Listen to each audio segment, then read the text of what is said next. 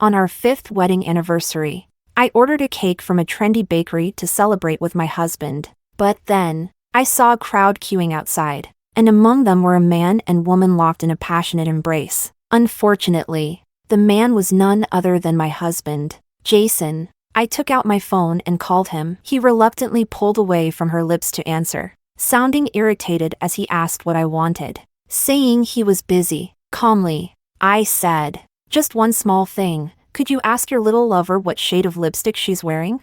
Chapter 1. Jason's face changed color as he turned and looked around, finally spotting me standing inside the bakery through the glass door. Our eyes met, and in that moment, memories flashed between us, from school uniforms to wedding gowns, from having nothing to achieving everything. But after 5 years of marriage, it all finally crumbled, defeated by the allure of bold red lips. I carried the cake out, and Jason hurriedly stood in front of the woman. "Selena, whatever you want to say. Let's talk at home. Don't make a scene here." The woman peeked out from behind him, young, beautiful, with the boldness of someone who knows she's spoiled. "You must be Mrs. Jason, right? Today's your anniversary, isn't it? Jason even said he was buying a cake to celebrate with you. I don't know if it's because I'm getting old, but mistresses nowadays seem much more direct and shameless, having such conversations with their wife in broad daylight." I lifted the cake slightly, looking at Jason, suppressing the urge to slap him, and said with great restraint, "Are you coming home with me now? Or are you going to finish kissing your little lover first?"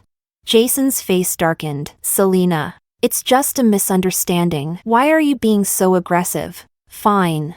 I'll go home with you. Happy now?" I didn't know where this trendy cake shop was, so I brought Jessica along to help. "I just wanted to make you happy. But clearly, I messed it up." He reached out to take the cake from me. I let go, and with a loud splat, it hit the ground, shattered into a mess, just like our marriage. Unsalvageable, disgraceful. Jessica covered her mouth. "Oh my, Mrs. Jason, you're so unreasonable. Is something like this really worth getting upset over? Jason, if it's like this, I won't dare go out with you next time. Who knows if your wife will slap me across the face. Her temper is out of control." Jason looked down at the smashed cake, then at me angrily. "What's wrong with you?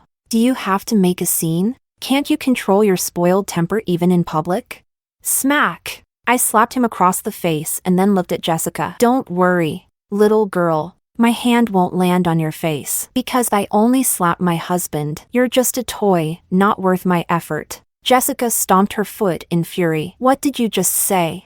Jason was utterly humiliated. He grabbed my hand, gritting his teeth. "Selena, don't push your luck. You hit me in public? Have you thought about the consequences?" I threw his hand off. "How about I find a man to kiss? If you can tolerate it, then maybe I can too." Jason was stunned. "You're insane. Completely unreasonable." I left him standing there and drove home. The house was romantically decorated. I had spent the entire day setting it up. There were roses and scented candles, all of Jason's favorites. His favorite wine had already been decanted, and the gift was waiting on the bedside table, all set for the man of the house to return. I threw the roses into the trash. On our 1st anniversary, Jason had said, "Honey, from now on, every year on this day, we'll celebrate together. We'll do this for the rest of our lives." I poured the wine down the sink. On our 2nd anniversary, Jason had said, "Selena, I just bought a company today. I'm so excited. Our anniversary is truly a lucky day." I dumped the steak I had cooked into the trash. On our 3rd anniversary, Jason had said, "Baby, when are we going to have a child? I'm going to spoil you both to the heavens." I packed the candles away in the storage closet. On our 4th anniversary, Jason had said, "Today, I want to show you the hotel I built. That's my gift to you." The memories ended abruptly at year 5. I stared at myself in the mirror, and the woman in the reflection, Selena, was in tears. Her eyes filled with despair. The sound of a WeChat notification interrupted me. I grabbed my phone and saw a new friend request waiting for approval. I opened it and saw the profile picture. It was Jessica, Jason's little lover from earlier today. After a moment of thought, I clicked accept. She sent over a dozen photos and videos in quick succession, all of them intimate moments between her and Jason. Then she sent a message. People who love each other should be together. Shouldn't the loser know when to step aside? He told me he feels a sense of energy and joy with me that he hasn't felt in a long time. And you're like a boring dead fish, fighting off the nausea. I looked at the photos and clicked save. Then I opened her social media. Her feed was filled with daily life pictures, eating, playing, shopping, traveling. In 9 out of 10 of them, Jason's figure appeared somewhere in the corner. Sometimes it was just his hand, sometimes a shoulder, sometimes his back. After 5 years of marriage, I could recognize him in those small details, even with my eyes closed. Chapter 2. Jason came back, loosened his tie, and sat casually on the couch. Since you've already seen it, why don't we talk? He said nonchalantly. I sat across from him, looking at this familiar stranger, the man I shared a bed with every night. Why does he now seem like someone I don't even know? When did this begin?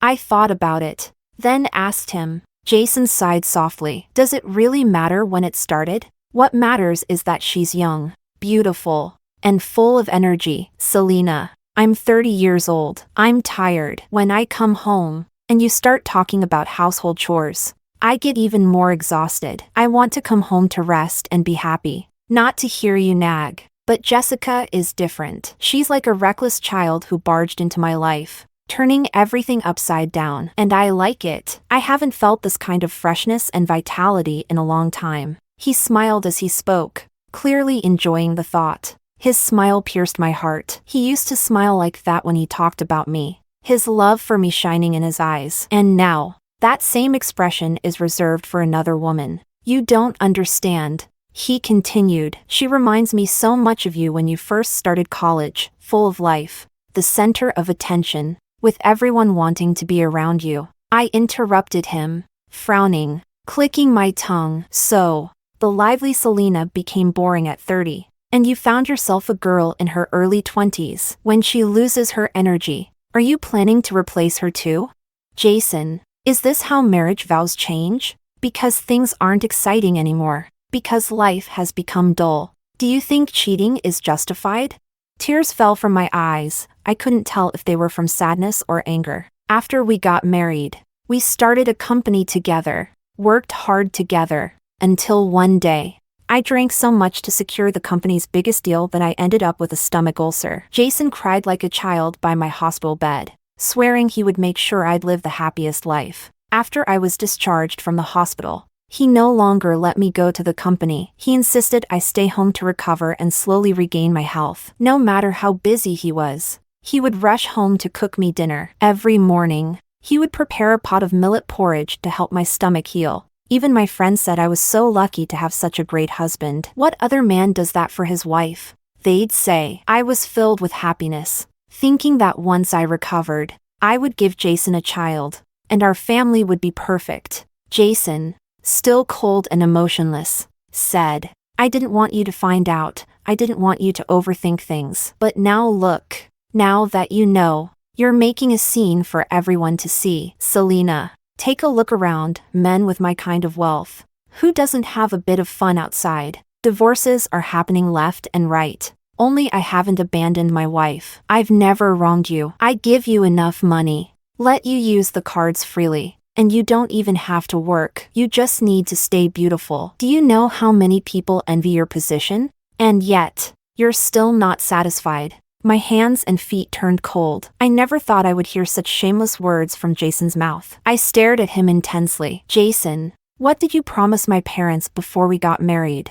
Before we got married, I brought Jason to my parents' grave, and in front of them, he promised, Mom, Dad, I will take care of Selena, protect her for life, and love her forever. He placed the engagement ring on my finger in front of my parents, swearing eternal love. Yet here we were, 5 years later. Those words still echoed in my ears, but the man who said them was now unrecognizable. Jason slammed his cup down heavily. Here we go again. Selena, can you stop being so childish? Do you really think every promise can be kept? Back then, I really thought I'd love you forever, and I haven't treated you badly. I'm still good to you. still protecting and loving you. Look, if you hadn't seen what you saw today, you'd still be happy. Why can't you just let it go? Can't you pretend it never happened? He stood up, walked over to me, and sat down by my side, wrapping his arm around my shoulder. Honey, okay, fine. It's my fault. If you really care this much, I'll end it right now. Clean it all up. I promise it won't happen again, okay? Just calm down, please. It's all my fault. I was wrong. Why is it that after a man cheats, he can still remain so composed, acting as if the woman is overreacting? I couldn't even stand him sitting next to me when he leaned in slightly to kiss me. The strong scent of perfume hit my nose, and I felt a wave of nausea. I rushed to the bathroom, vomiting until I was dizzy. Jason followed me in, anxiously patting my back. What's wrong? Did you eat something? Is your stomach acting up again? I pushed his hand away and said weakly, Get away from me. You're covered in another woman's perfume. He immediately stepped back, a hint of helplessness in his voice. Okay, I'll go take a shower right now, all right?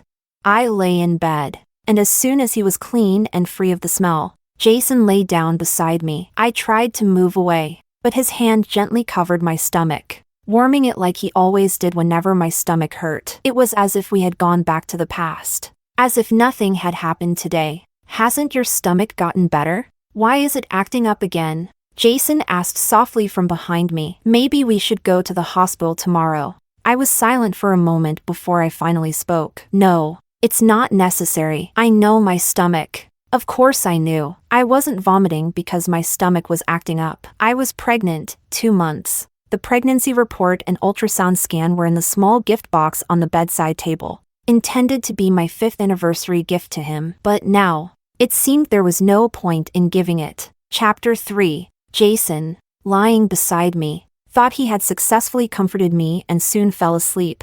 I lay awake in the darkness, my eyes wide open, tears streaming from the corners of my eyes into my hair. The pain in my heart was suffocating, and I felt like a desolate ruin. In my mind's eye, all I could see was the wreckage of my soul, shattered beyond repair. In his sleep, Jason turned towards me, placing his hand on my waist. He murmured softly, "Baby." My heart twitched, my eyes stinging, but then I heard him murmur again, "Jessica." My tears flowed uncontrollably like a faucet that couldn't be turned off. I remembered how, when I was a child, my mother would stroke my head and say, "Selena, when you're hurt, cry it out. But after you're done, you have to smile again, okay?"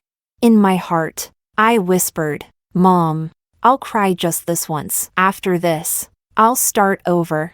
In the middle of the night, Jason's phone rang. He answered immediately, getting out of bed and moving to the bathroom, where he closed the door and spoke in a low voice. I could faintly make out a few words. "Don't cry. I'll be right back." He got dressed and quietly slipped out the door. I knew it was her, that young girl calling him. In the darkness, I could hear her delicate voice in my mind. In the morning, I made myself a pot of millet porridge, eating it to warm my body. I had a tough battle to face today, and I needed to be full of strength. Later that morning, I arrived at the hospital as scheduled. I had made the appointment with the doctor the night before to have the procedure done today. The head doctor had been treating me ever since I had first wanted a child, for the past 2 or 3 years. She looked at the ultrasound scan and asked me seriously, "Are you really sure you want to do this? It wasn't easy for you to conceive. Maybe you should discuss this with your husband." I forced a stiff smile and said,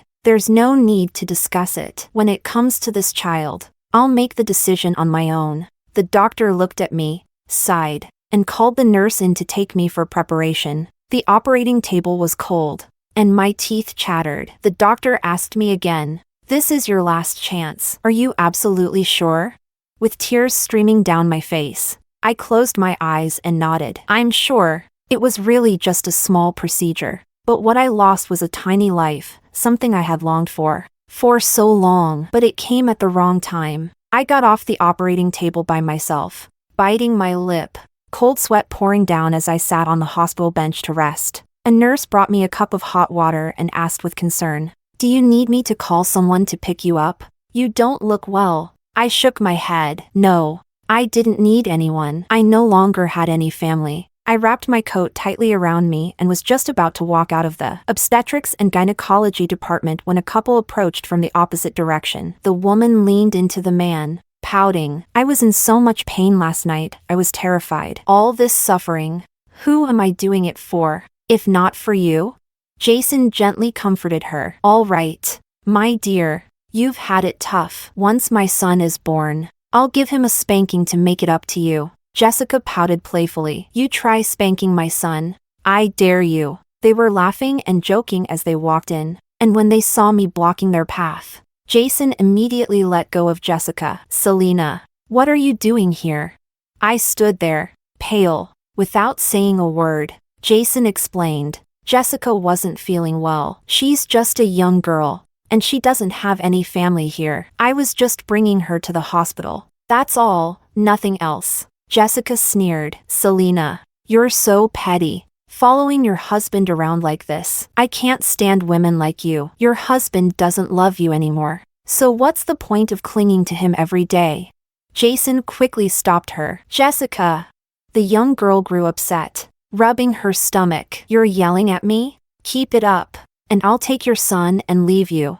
I glanced at her stomach. No wonder she felt so confident. But none of it mattered anymore. It had nothing to do with me. I didn't have the energy to say anything, so I turned to leave. Jason grabbed my arm forcefully. Selena, don't act like this. Just staying silent. It's like I told you. I was only bringing her to the hospital. Why are you following me like this and not saying anything? I hate that superior attitude of yours. He grew angrier as he spoke and pulled hard. I lost my balance and fell to the ground. Everything went black. And before I passed out, I saw a nurse rushing over. What's wrong with you? This patient just had an abortion. Doctor, we have a patient down.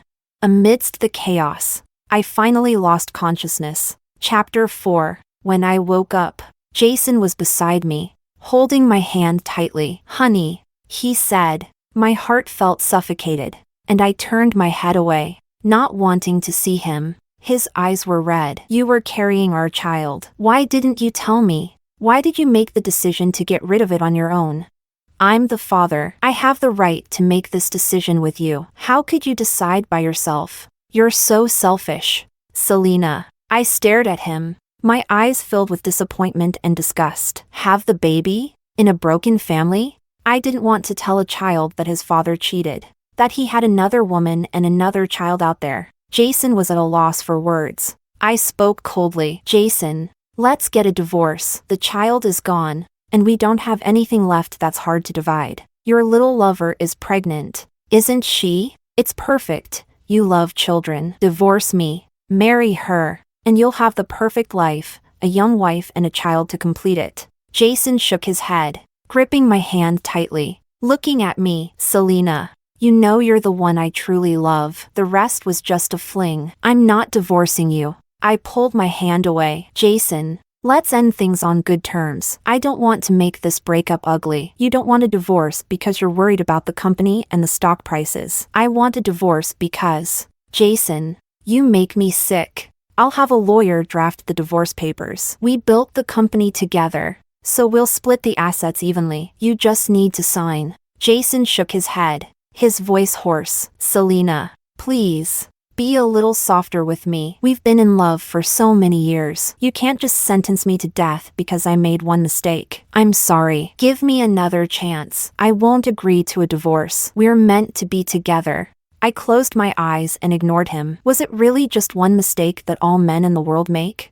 After I was discharged, Jason brought me home. I ignored him, but he took a few days off from work to stay with me, cooking soups and preparing meals, caring for me with the same tenderness as in our happier days. As I sipped my soup, I looked at him. You don't need to stay with me. Go back to work. Also, aren't you going to check on your girlfriend? After all, she's carrying your child. Jason gazed at me with pity. I told you, I'll break up with her. From now on, we'll be fine. I pulled my hand away from his. It's unnecessary. Let's part on good terms. His face darkened slightly. Stop being stubborn. I already told you. I won't agree to a divorce. He acted as if he had truly changed his mind. staying home with me every day. One night, I woke up, but he wasn't in bed. I got up and saw him standing on the balcony, smoking and talking on the phone. Just bear with it a few more days. She wants to split the assets now, so I need to keep her calm. Once I've transferred everything, she won't get a single cent. Then, all the money will be yours and our son's. Sweetheart. I froze on the spot. My heart completely shattered. It turns out that when someone stops loving you, their calculations can be 1,000 times more ruthless than you ever imagined. I returned to the bedroom, closed my eyes, pretending nothing had happened. I contacted my lawyer and explained my situation, including Jason's plan to transfer the assets. The lawyer advised me to immediately gather evidence of his affair. If possible, I should expose the affair publicly. The bigger the scandal, the more leverage I'd have against Jason, making it impossible for him to win in dividing the assets. I handed over all the photos and videos Jessica had sent me. The lawyer chuckled. This is a gift wrapped up for us. Sitting on the swing in the garden, Jason brought me a shawl, carefully draping it over my shoulders. I smiled slightly. It's been a long time since I sat here so peacefully, soaking up the sun. Jason, surprised by my kind gesture, sat beside me, gently wrapping his arm around me. If you want, I can stay with you like this every day from now on. I rested my head on his shoulder. Why don't we have some afternoon tea in the garden? The sun is so nice. I don't want to go back inside. Jason playfully pinched my nose. All right. You want afternoon tea here? I'll go prepare some snacks. Chapter 5. I tilted my head back, letting the sun warm my face, and posted on social media. Everything is back to how it used to be. The post included a few pictures, me leaning on Jason's shoulder, him feeding me cake, and the two of us sitting on the swing together. It all looked peaceful, like nothing had changed. Below the post, as usual, came a series of likes and comments from familiar friends, joking about how we were showing off our love, making playful remarks. After I fell asleep, Jason went to the balcony to make another call. He sweetly reassured his mistress on the other end. Baby, I'm just pretending. You know I don't love her. I'm just keeping her happy for now. Don't be mad. Next time, I won't even bother with her. I'll only focus on you, okay? I didn't touch her. She's so boring. How could I possibly want to be with her? Don't worry about it. I turned over and went back to sleep. The next day, I told Jason I was feeling better and suggested he return to work. I urged him, you can't let the company fall apart. This is the busiest time for business. I'll just go shopping with my girlfriends. Staying at home with you all day is so boring. Jason hugged me gently. All right, I'll do what you say. He went back to work, but I didn't go out with friends. Instead, I got a call from Jessica, asking to meet. She arrived in a designer maternity dress, carrying a luxury bag worth hundreds of thousands, sitting across from me with an arrogant air, caressing her stomach as she issued her challenge. Selena, what's the point of dragging this out? Jason doesn't love you anymore. Don't you get it?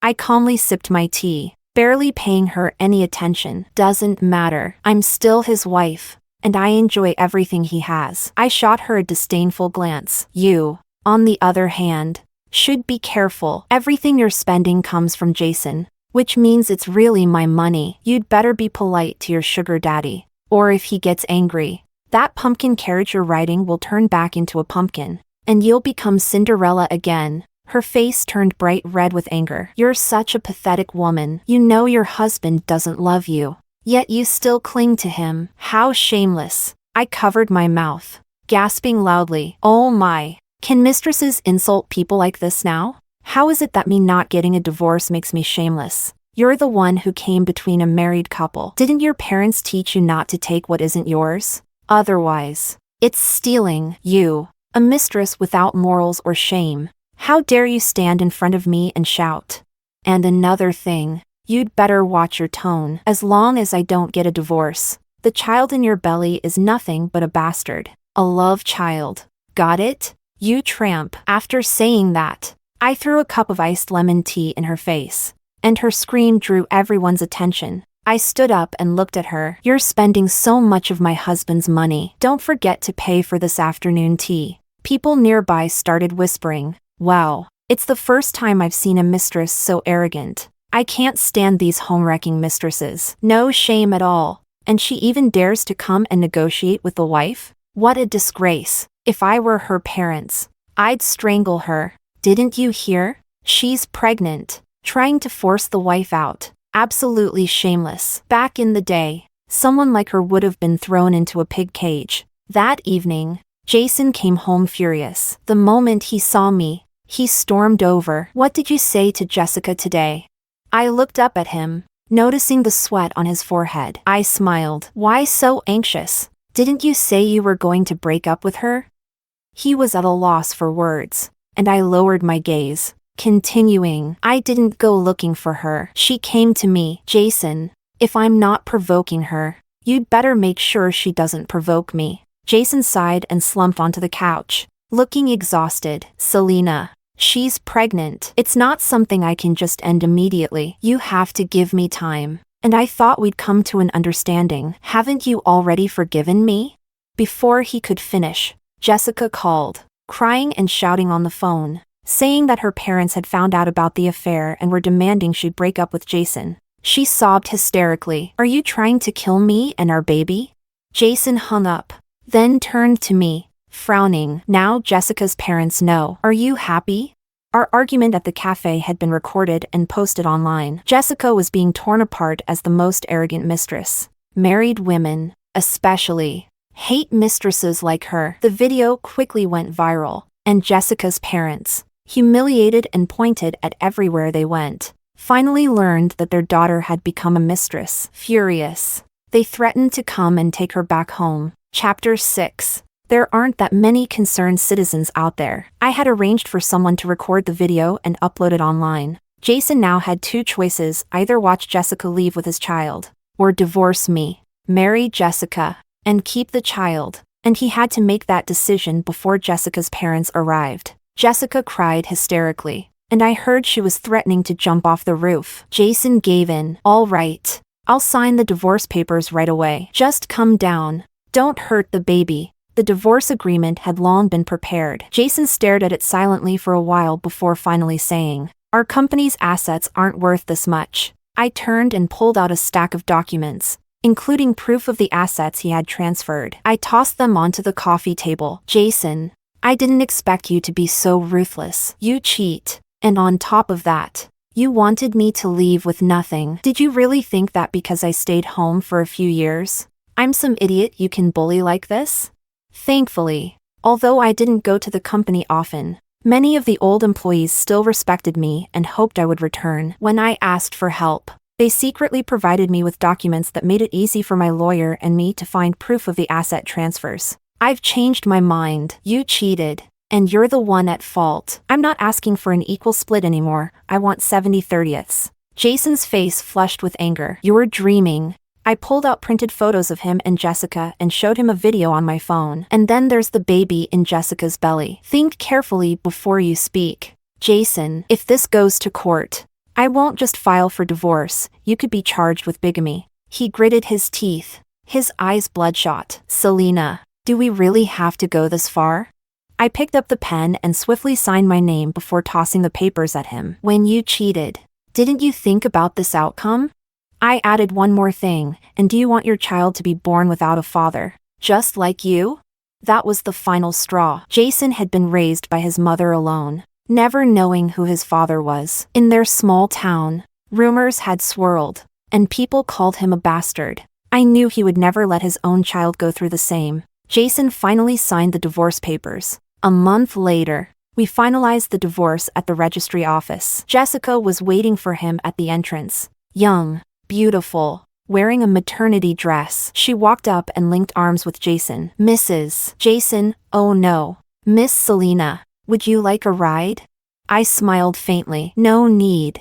I get carsick. It makes me nauseous. As I was leaving, I suddenly turned back and looked at her. Aren't you going to hurry inside and get married? Aren't you afraid that Jason might turn around and fall for another young, beautiful, energetic girl? Then there won't be any place for you. After all, there are plenty of young girls who can have children. You've got quite a lot of competition. Jessica's face changed. and I smiled as I got into my car and left. I heard that Jessica's parents were so humiliated in their hometown that they couldn't show their faces. They weren't too happy with Jason either. He had to promise repeatedly that he had signed the divorce papers and would marry Jessica as soon as it was finalized. But after the divorce, Jason didn't have time to plan a grand wedding with Jessica because I was busy selling off my shares in the company. Jason called me, shouting from the other end of the phone, "Selena, what the hell are you doing?" I replied with a cheerful tone, "I'm selling my shares. If you're interested, I could consider selling them to you. Highest bidder wins. Are you interested? Get in line." To keep control of the company, Jason had no choice but to buy up all the shares I was selling. But the money he had left after the divorce wasn't enough. So to make up the difference, he had to sell the villa where Jessica was living. Jessica, heavily pregnant, cried and screamed, "I marry you, and you sell the house? What does that mean? Are you dissatisfied with me?" Jason tried to explain that it was an emergency, but Jessica wouldn't listen. All she knew was that not living in a luxury villa was humiliating. She had bragged to her friends about becoming Mrs. Jason, and now what would she be, Mrs. Jason who rents a house? She hid the property deed, infuriating Jason. For a man, business comes before anything else. But Jessica didn't understand that. She thought her love was more important. The two of them fought violently at home, and when Jason finally found the property deed, Jessica lunged to grab it. She tripped over the rug, and her stomach slammed hard into the floor. "Ah, help. It hurts so much." Blood started flowing from between her legs. Jason froze for a moment before rushing her to the hospital. She was already 5 or 6 months pregnant, and the force of the fall had caused her to lose the baby. Jessica suffered massive bleeding, and though they managed to save her, the doctors told her that she would never be able to have children again. Jessica was devastated, crying her heart out. After she was discharged from the hospital, Jessica moved into a small apartment Jason owned. Jason comforted her, holding her close. "I've bought back all the shares now. We'll get married right away, and you'll be my wife. By the end of the year, once the company's annual report is out, I'll buy you the most beautiful villa." Jessica got her wish and married Jason. She posted about it on social media for days. Meanwhile, I was on vacation at the beach and even liked one of her posts. I sold my shares and the old house, bought a new spacious apartment, and decorated it to be simple and cozy. With my suitcase in hand, I began traveling the world. I rekindled my college passion for writing travel blogs, and surprisingly, a lot of people enjoyed them. Before long, I had become a somewhat popular travel influencer, living a fulfilling and happy life. As for Jason, not long after marrying Jessica, his old habits resurfaced. He started seeing a young woman fresh out of college, young, beautiful, and full of energy, just like Jessica had been. Soon, the girl became pregnant. She turned out to be even more ruthless than Jessica, recording intimate videos with Jason and threatening to release them online if he didn't marry her, saying they'd both go down together. When Jessica found out, the other woman was already 7 months pregnant. The girl went straight to Jessica, wasting no time. "Jason told me you can't have kids anymore, but you're still clinging to your position as his wife. You're such a pathetic woman. You know your husband doesn't love you, yet you still won't let go. How shameless." Jessica froze for a moment, suddenly recalling how she had said the exact same thing to Selena when she forced her to divorce. She burst into laughter. "What goes around comes around. It's true that heaven shows no mercy." Jessica remained calm. She looked the girl in the eye and said bluntly, "I'm miscarried because of Jason, and now I can never have my own child. There's no way I'm getting divorced. No matter what, I won't leave. If you like him, and he's willing to support you, then go ahead and let him. But as for Mrs. Jason, there's only one, and that's me." When Jessica returned home and saw Jason, she smiled thoughtfully. "You know, Selena once said to me, if Jason can cheat on me, saying I'm young, beautiful, and full of energy, then he'll cheat on you one day too." I didn't believe her, but now, I see she was right. You really are incapable of change. But Jason, it's too bad. I can't have children anymore. I've lost too much, and I can't lose you too. So let's just live like this. Have as many children as you want with other women. but I will never agree to a divorce. When the mistress went into labor, Jason got a call in the middle of the night, panicking so much that he couldn't even drive. Jessica took the keys. "I'll drive you." She was eerily calm, driving Jason to the young woman's place and then straight to the hospital. The girl clung to Jason, whining and wincing. "Honey, it hurts so much. Kiss me." Jason held her close, giving her a quick kiss. "We'll be at the hospital soon. Everything will be fine." Jessica nodded. "Don't worry. The pain will stop soon." The day I miscarried and lost my child, it hurt even more than this. By the time they realized something was wrong with Jessica, it was too late. Jessica gripped the steering wheel tightly, glancing at them in the back seat with a smile. "Since neither of us wants to leave him, let's stay together." Jason realized the danger. "Jessica, what are you doing?" Jessica smiled. "You once said we'd die together. On the same day, same month, same year. It's almost time." "Don't worry.